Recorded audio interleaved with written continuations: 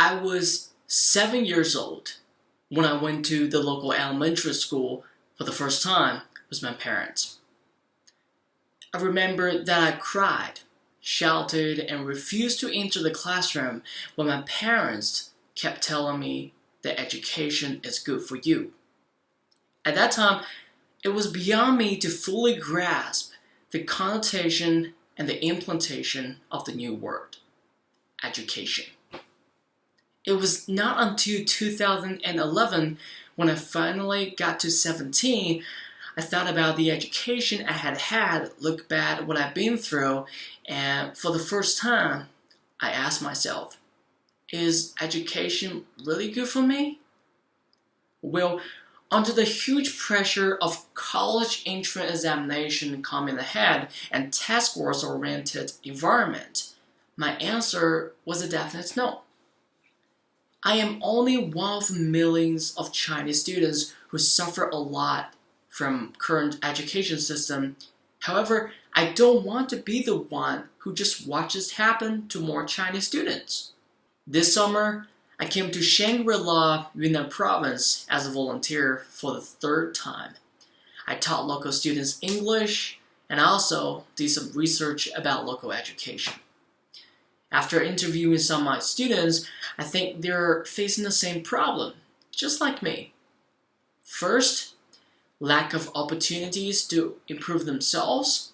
Second, lack of resources to develop themselves. And third, lack of self-awareness or personal self-power.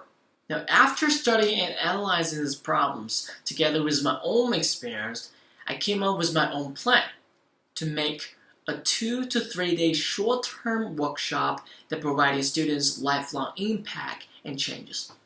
Finally, an entire platform or system for different level students. Because the best education I've ever got is a 2-day workshop in Shanghai. It literally changed my life and also the reason why I can go to border with a fellowship. Meanwhile, students who suffer the most are from rural areas. Normally, we can now stay there a couple of years to help them. So a short-term class for lifelong changes is probably one of the best ways to help them now. I firmly believe that the best thing a teacher could teach is the mental skill of self-learning, a gift that feeds a person's intellect for a lifetime. I also discussed my plan with founder, director, as well as volunteers of YMHC and university professors. They point out some missing parts and gave me advice. Ms. Marlick totally agreed with my suggestion and wanted to give it a try later, but she also said it could be really difficult at the beginning because local people seldom jump out of the box. Ms. Yang took herself as an example.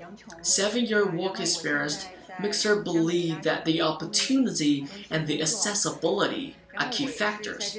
But let the students learn how to maximize the resources to teach themselves should come into the first place for reforming the education system. The volunteer heiress addressed that the family and the parents in Shangri-La are focusing too much on the immediate interest, but forgot that their children's education should be the most important one. Professor at Xi'an University would rather blame this on large population in China, but she also stressed that the essence of education should get back on people. Face-to-face communication is always way better than facing the glow of the screen.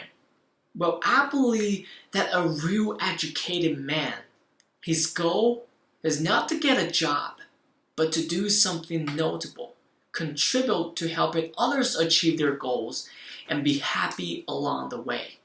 So I decided to make this happen with Ray Crack and my rope theory. Thank you very much.